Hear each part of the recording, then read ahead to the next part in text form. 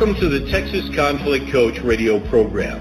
If you've ever experienced or engaged in destructive or unresolved conflict, then you know it leads to broken relationships, distrust, and damaging results. Our program will help you manage and resolve conflict effectively with strategies, valuable resources, and support. Since 2009, our radio program hosted guest experts from around the globe sharing their perspectives, experiences, and expertise while giving you food for thought. If you can't listen live, then download and listen to any of our 300-plus podcasts in our library at texasconflictcoach.com. So sit back, relax, or join the conversation every Tuesday evening, or tweet us at TXConflictCoach.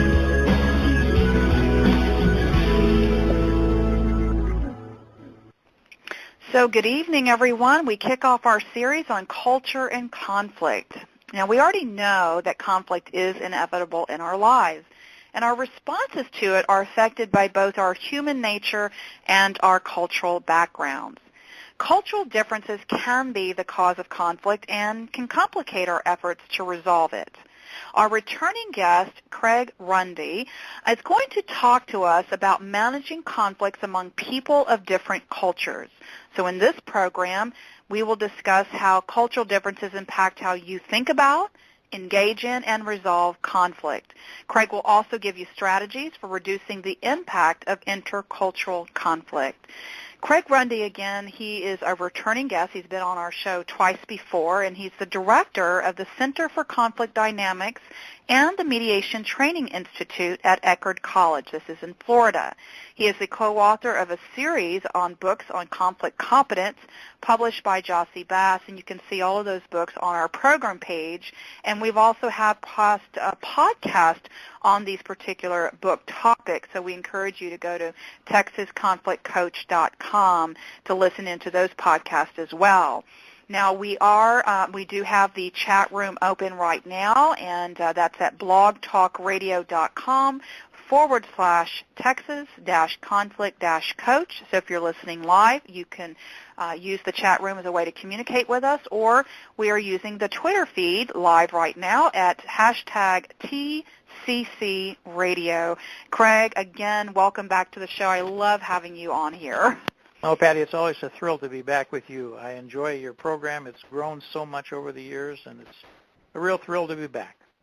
Well, you have so much of your expertise and your knowledge, your research that you've done over the years that you've shared with our listeners. And, you know, we've talked a lot about conflict competence, our competence in how we deal with conflict in many different dynamic ways. And because of your own expertise in this area, what we'll focus on is our culture, those cultural differences. So why is this cultural awareness an important dynamic for you in some of the work that you've done in this area? You know, it's very interesting. I started off with learning about models of conflict that were largely Western in their orientation and largely derived from research that had been done in the United States and different places in Europe. But over time, I've had the opportunity to interact with people from different parts of the world, and it really began to grow. I grew an appreciation for how conflict plays a role in not only sometimes causing conflict, but also in some ways complicating our ability to resolve it. You know, it seems to me that there are a number of things that people around the world experience about conflict that are fairly common. It's almost as if it's part of our human nature. People have natural differences. Sometimes they'll feel these differences can be irritating or even threatening to them. And when that happens, they feel emotions about it. And they try to find ways to protect themselves and their own interests. At the same time, there are real differences in the way that people respond to conflict. And those are greatly influenced by the culture that they're in. So people learn certain methods for being able to deal with conflict that are favored by their culture, which makes it easier for them to be able to sort of know the rules of the road for how you're supposed to deal with a conflict when it occurs. But that's not always the same rules of the road that are found in other cultures. So I think that it's a wonderful combination. Now, the reason I think it's so important now, Patty, is that many years ago, these cultural differences didn't seem to mean as much because we didn't have as many encounters with people from other cultures. But now that's changed a great deal. And not only do we have more travel and communications with other people, but people have moved, and we have, in essence, a multicultural world all over the place. We have people living in the United States, for example, who have come from all different kinds of cultures. And that's true in many, many places in the world. And that's why I think the cultural part of conflict now has become so relevant and so important. Oh, that's absolutely true, and I think it's really important, especially now as practitioners, and we do have a lot of folks who are conflict management practitioners. We are very passionate about what we do, about helping people. And sometimes because most of us have learned from the Western perspective of resolving conflict, which is kind of get in there, have the discussion, and then when you start exposing yourself to different cultures, whether you're physically in a different country, for example, or maybe it's a particular part of the United States. I'm in Texas, so we're really close to the border of Mexico, so we deal with some very cultural differences in the Latina populations. It depends on where you're at. You might be in the Amish country up on the East Coast. We're going to encounter that people don't resolve or engage in conflict the same ways that we do.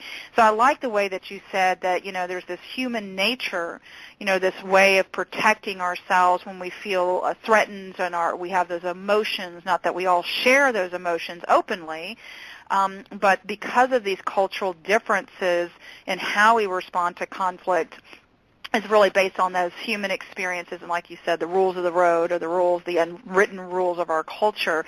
Now, one of the things I want to share with listeners is this concept. You talked about multiculturalism because, like you said, you can be anywhere in the world practically now, and we're living in a very multicultural world. Define for the listeners here that there are some cultural differences, especially around individualism and collectivism. And I know you and I have talked about that before. What are those definitions, and why is that important to understand? It's kind of interesting. If you wouldn't mind, there's a couple other things I'd like to say first before getting to that. Absolutely. On this point of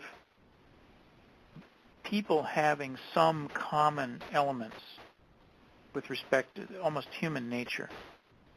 I read a study at the end of last year, which is very fascinating, and it had to do with the way that not just people, but primates in general respond to certain kind of threats. And the article in particular was talking about the way that primates deal with snakes.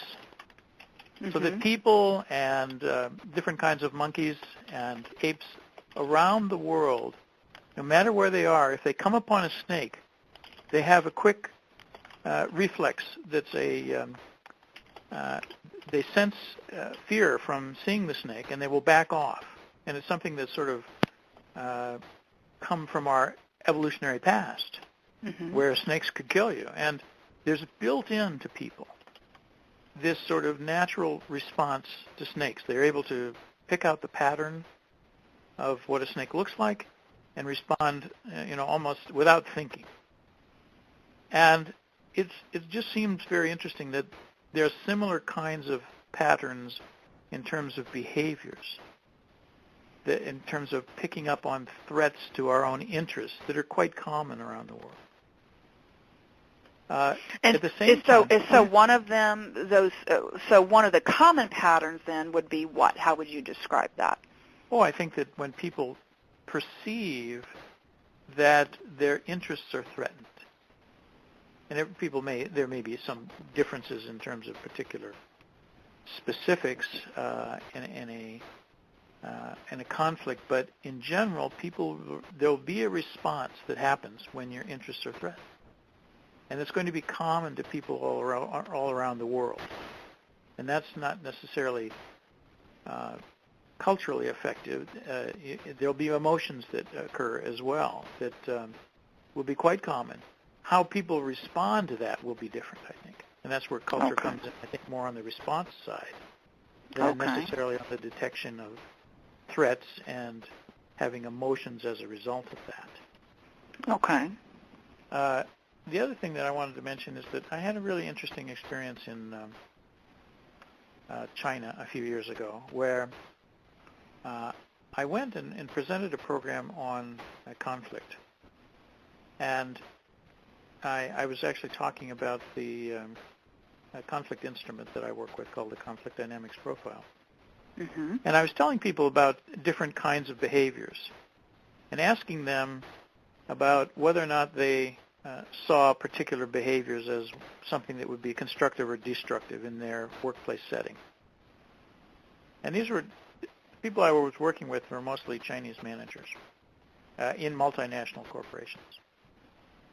And in the end, I thought they were going to have a view of conflict that was quite different. But in the end, they described the different behaviors I was talking about in very, very similar terms to what my experiences here in the West were.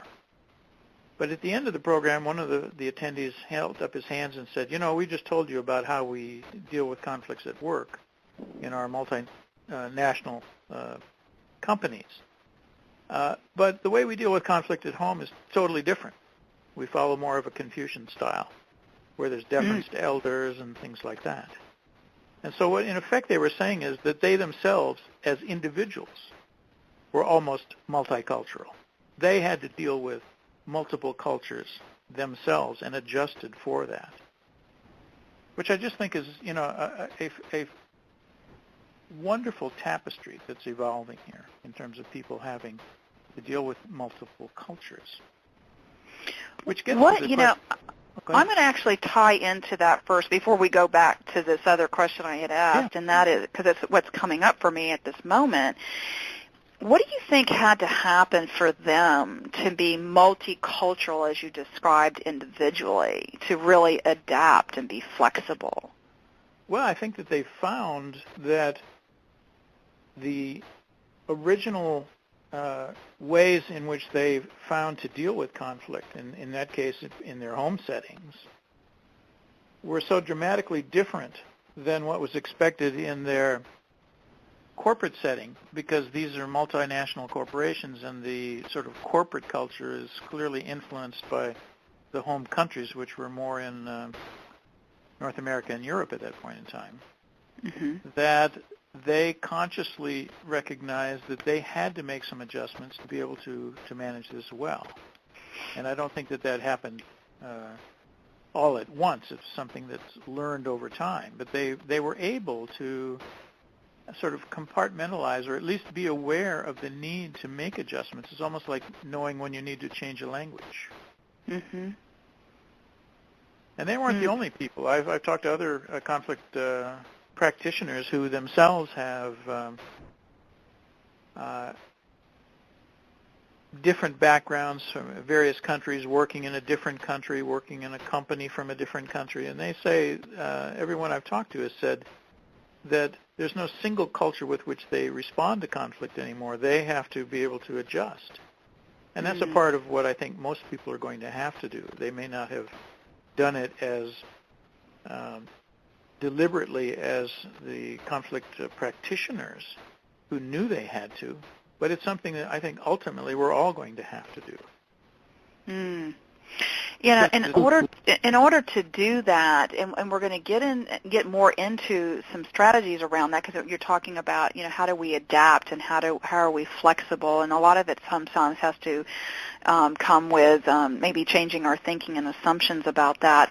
Before we go further into that, is there anything more you wanted to say regarding the kind of the multiculturalism as far as how it relates to cultures that are very group-oriented or very collectivist, if you will, versus cultures that are very focused on the individual. Is there anything you wanted to add or say about that? Well, I mean, that's certainly one kind of difference that you'll find among cultures, and there are leading theorists in the area of sort of cultural differences, Fons Trompenaars and Hofstede and other people who are, the sort of the great theorists in this area who have identified a number of these different type of things, one of which is this distinction between cultures that put more emphasis on sort of the importance of individualism and ones that put more emphasis on the idea of the communal or collectivist type of interests. For the most part, North America would be seen as more of a individualist type of culture. Not completely, because there's certainly groups in North America which might be indigenous peoples and so forth who would have more of a collectivist orientation. But in general, I think certainly in a North American work culture, it would be more of a individualist orientation where more emphasis is put on the importance of the individual. The performance of the individual is what's measured. Rewards are given for how well you do as an individual. And in conflict settings, that oftentimes leads to an inclination to be more competitive, sometimes more aggressive, sometimes trying to win at all cost type of thing. Also, it leads to typically a tendency to be very direct in communications around conflict. Put your cards on the table, tell it like it is.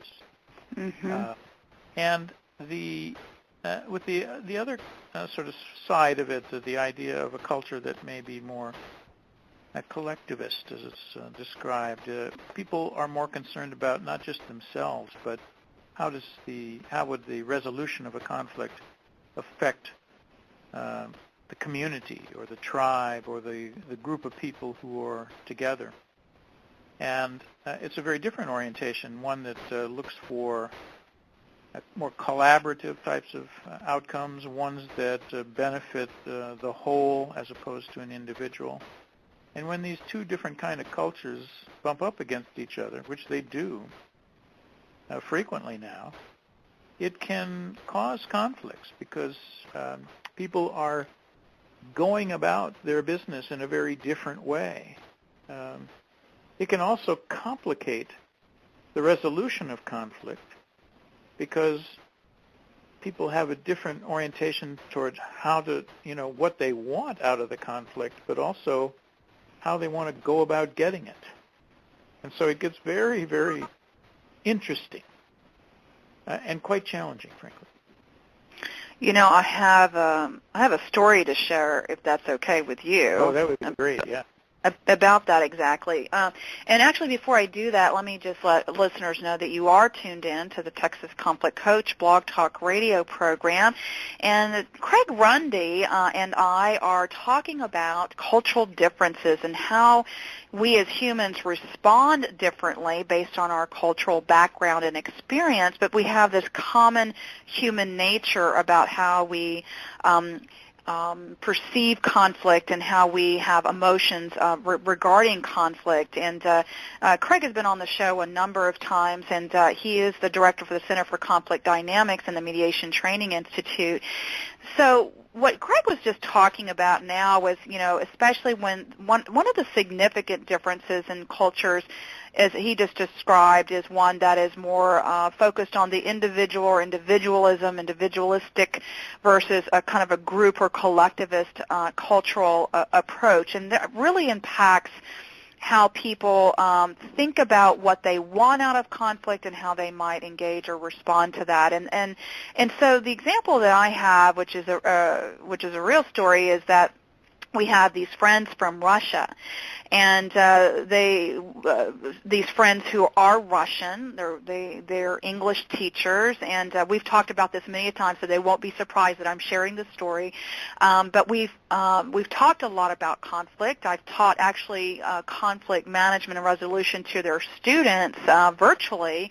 About conflict from kind of a Western perspective. So we've had some really great conversations, but I think the individualistic, which for me as a conflict management practitioner, but also a person who gets into conflict just like everybody else, because of my knowledge about conflict, I'm always like, like you said, let's put the cards on the table. Let's talk about it. Now, am I competitive?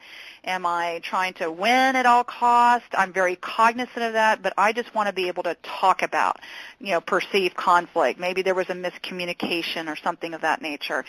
So for the last 14 years, being very close friends with them, one of the teachers is from Siberia, the other is from the Golden Ring, and they're very I would say that when it comes to conflict, yes, they react to some of the same threats that we do, that shared human experience as you were talking about, but they are very much about what is the better for the group, what is the better for the whole. And so there's a tendency not to talk about conflict, to hide how they're really truly feeling. Let's say they're frustrated, to be very conflict avoidant almost at all costs, which can be for me very frustrating because I'm like, let's talk about it. Let's, what's bothering you? And so their approach to how they respond and deal with it is usually like, everything's fine. I'm not frustrated. And, of course, you can see the body language. So my Siberian friends and my husband and I, we were actually on vacation together this summer. And it was the first time that we spent almost 3 weeks together, like 24/7. Now, talk about, like, living together in the same apartment, making decisions together about what we're going to do, all the typical things you do on vacation, but it was the first time we'd been together for that length of time.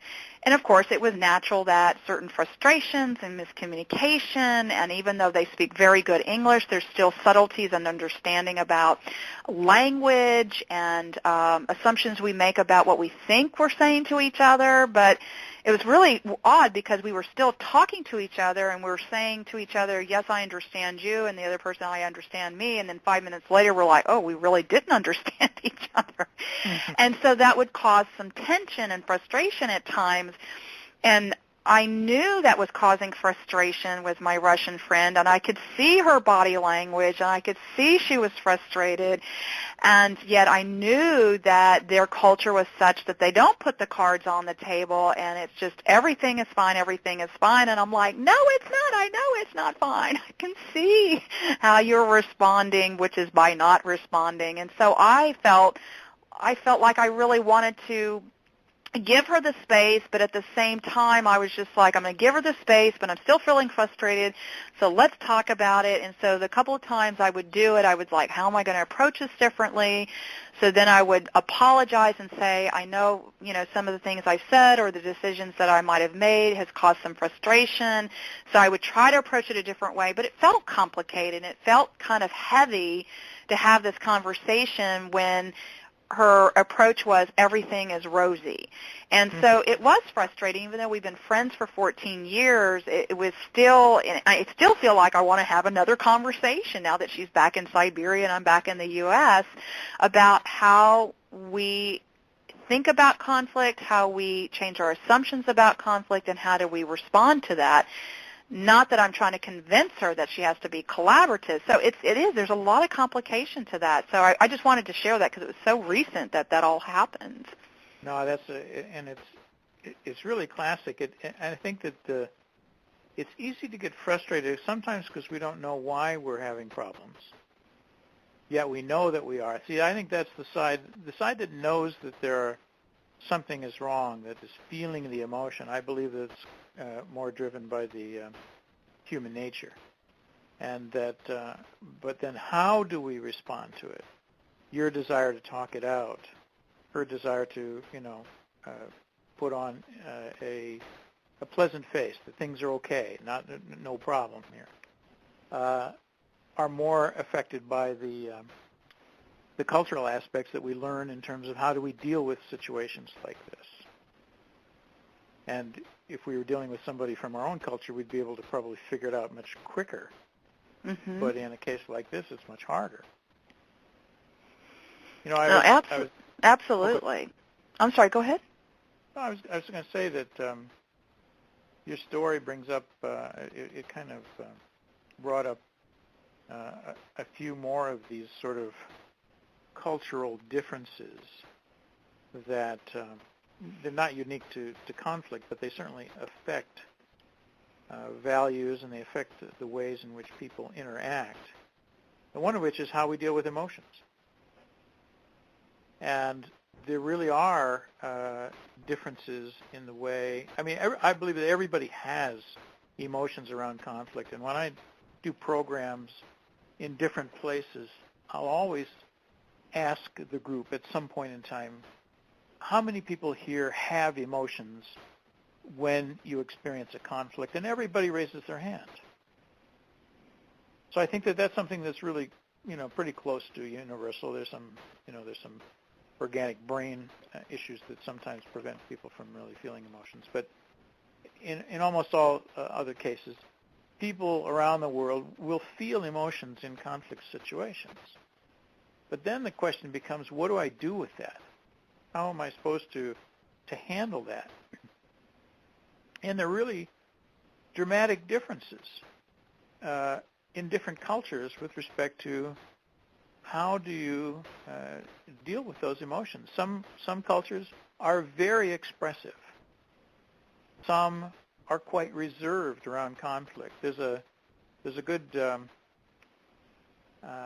instrument I actually enjoy. I don't use it much because I don't have as much international business, but I like the concepts under it. It's the Intercultural Conflict Style Inventory, created by a person named Mitch Hammer. And I like it because it has one of the sort of the measures is the degree to which people are emotionally expressive or emotionally reserved in conflict situations. And there's some cultures, as I said, that people are very expressive. It always reminds me of the movie My Big Fat Greek Wedding. Yes, I've seen that. You have and for people who haven't seen it, there's a young woman who's Greek, her parents want her to get married, and she meets this young man who I think is probably English background. His name is Miller. And eventually the parents of the two get together. And the parents of the bride are these very over-the-top, bubbly Greek parents, and they invite virtually everybody in the family to this gathering. The husband's parents are very quiet, withdrawn, and people for whom emotional expression is very painful. You can see it. And when they get together, it's almost a catastrophe. And I think that's like it for some people. For some people, the idea that emotions should be shared is an authentic part of being able to resolve a conflict. And I think in your case, Patty, your description is that you would love to get that out on the table with her, be able to share those kind of things with her, because it would be sort of clearing the air. But for other people, their culture basically says that you should be much more emotionally reserved and not get it out there because you may offend somebody, you may hurt the relationship. Mm-hmm. These are things that you should deal with at most indirectly, but certainly not in the face of the other person. Well, I think, in what you're saying about that, I think what that brings to light in this conversation, I'm always really thinking about that, is what are the assumptions that, I make about my friends in Russia, for example. And we have a number of friends in different countries, but in particular, with our Russian friends, what are the assumptions that I make? Either assumptions I make based on my own culture, and how do I, one of the things I need to think about is how do I change that thinking? How do I really, look at what those other assumptions are that don't align, with my thinking? And so to really be challenging that. And, of course, we've been to Russia let's see, twice, 3 times now. And so we've actually, been on Russian soil and lived there 2 or 3 weeks at a time, not as tourists, but, living with them, being with their families, being in their towns and their friends, really trying to understand and learn a lot about the cultural environment. And, of course, you can only learn by really, really living there. I mean, being a tourist is something different, but to really be there, engage with them on a, we talk, several times a month. We've been friends for 14 years, so we have a pretty better grasp. But when you, like you said, when you have those feelings of threat, psychological threat, for example, and then you have those emotions, it's like, okay, how do I manage myself, but also how do I respect and have compassion for, my friend who is, going by the thing that she doesn't want to damage the relationship. And so what would be some other tips or strategies that we can use to diminish the impact of intercultural conflict? Because it could be right next door. We don't have to be on vacation, right, or a business trip. I mean, it could be in our business. It could be right next door to our neighbors, even other family members. So do you have any additional strategies that you would suggest to listeners to kind of diminish that impact? No, and it's a very good point, Patty, because now with the world as it is evolving, intercultural conflict with someone from a different cultural background who may have different ways of dealing with conflict, need only be as far as your next door neighbor or your colleague at work, because it's just becoming more and more multicultural in all different societies in the world, except for ones that are highly remote. But all the ones in which a lot of business is done, it's just becoming more and more that way. I think you touched on some of the things. I mean, one of the things I would say is probably the most valuable is being curious. And it's better to be curious before the pressure is on than trying to do it in the middle, right? It's so if you find yourself, and frankly, it'll ultimately, I'll mention this as sort of a proposed assignment for the week, but I think it's great to be able to try to begin to understand more about other cultures, particularly ones that you will encounter. And you don't always know that, but I mean, in your case, you said that living so close to the border, there will be large numbers of people with Mexican backgrounds or other Latino backgrounds that you'll be encountering. And so and there's not a single Latina culture with respect to conflict. So it's not as simple as that, but beginning to learn more about a culture and how people view things, first of all, to understand where might we have value differences that could be the cause of conflict. In other words, you begin to investigate and try to learn more about things that could cause conflict in the first place. When people go on business trips abroad and so forth, they may learn some of the basic cultural things. So you don't want to make a faux pas that would unnecessarily cause a problem. But there's some things that are a little bit more subtle than that have to do with sort of the ways in which people approach things, whether or not how much deference is given to somebody who's in higher authority, things like that.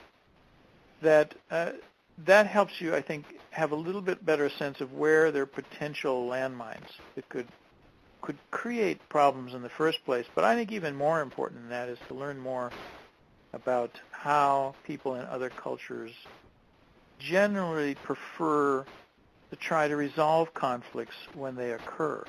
Do they like to put their cards on the table, talk it out? Do they prefer to be more reserved about that? You need to be cautious about saving face of the other person. These kind of things, I think, really can make a difference. And that just requires, I think, being willing to be curious and recognize that our way is not the universal way of doing things. Absolutely. I mean, and like you said, the more that people prepare for those cultural interchanges, especially if it's very specific, like you said, to a trip, but really every day, how do we maintain that curiosity? How do we inquire, ask questions, even be curious of ourselves and why we respond the way that we do, and being open-minded about that. And also, one of the things that we've talked about before is how can we approach this other person who's very different from how we might respond to conflict in a more compassionate way and how they're dealing with it. I love the movie example that you gave, because it can go either way. It could be very, very reserved, or it could be like right there in your face, and and that in itself can be very aggressive and threatening in itself, even if you yourself are someone that's like, let's put the cards on the table. So I think there's a lot that we can learn and that we can stretch ourselves, to really, challenging our thinking and assumptions about other cultures and how we're engaging with people and how we ourselves are responding to conflict, and maybe even think about what we can do differently, and being open-minded about that. So a lot of different things that we've talked about, and as you mentioned, the assignment for the week, we usually, end our programs with some type of assignment or a call to action. So what do you have for our folks tonight? Well, I'm going to do 3 steps. The first we've covered, which is to pick a culture that you tend to have more contact with, and begin to try to learn a little bit more about the ways in which people in that culture approach some kind of aspect of what's important to you. If it's business, learn a little bit more about how they approach business. If it's outside of the business setting, it's more personal, learn how they like to interact with other people. Mostly to make sure that you're not inadvertently causing conflict or having it occur because you don't understand the other person. That's the first step. I think the most important step for this exercise, though, is to talk to somebody from another culture and try to understand better the way that they go about trying to resolve conflicts when they occur. And what's their preferred way? How do they like to approach dealing with conflicts? Again, it's probably true, though, that most people that we'll talk to now are not of a single pure culture, that they are themselves somewhat multicultural because they're dealing with different cultures in their life. But nonetheless, attempt to learn a little bit more about how other people try to resolve conflict. And then finally, when you're in a conflict with someone else and they are from another culture, be prepared to be very patient. Take your time, slow things down, take a deep breath if you need to be able to take the time to try to understand how things are unfolding. In other words, don't jump to conclusions. Don't push for quick resolution when you don't know the right way necessarily to go about it, given the cultures that are involved. So take your time, cultivate patience, and you will find that the world is a much more interesting place than you ever thought. I love that. I love this assignment.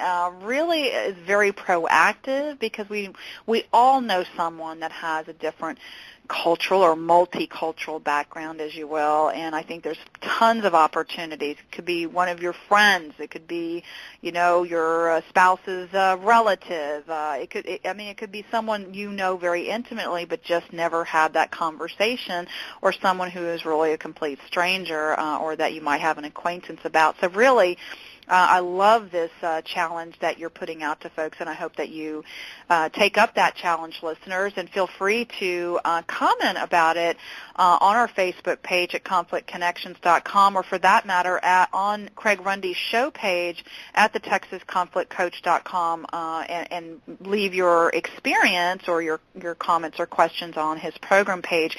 Craig, where can folks find you and find out more about the work you do, but also about the conflict dynamics profile and your books? You have a primary website. Which one would you like to share? Yeah, I think the easiest one is www.conflictdynamics, that's plural, conflictdynamics.org. Okay, great. So again, Craig has been on the show a number of times to talk about the specific books, Becoming Conflict Competent Leaders, and there's 3 of them altogether on that series. And again, you can find all the information about the conflict dynamics profile, what the benefits of using that are, or even getting trained in it for that matter, or using it with clients or for yourself. And again, there's a lot of great content on his website. Craig, what final message do you want to leave with listeners tonight? I think that if they will work at improving their cultural competence and conflict competence, the world will be a much more interesting, fascinating, and fun place to be. Very good. Well, thank you so much again. I love having you on the program. We have so much fun together. You have such a wealth of knowledge. Thank you for sharing it with our listeners, and I hope everyone has a good night. Thank you, Betty. Thank you for listening to the Texas Conflict Coach. We hope you've enjoyed the program. You can find over 300 podcasts archived to listen at your own convenience at texasconflictcoach.com. or download the podcast at iTunes or Stitcher Radio. To learn about upcoming radio programs and resources, sign up for our monthly e-newsletter.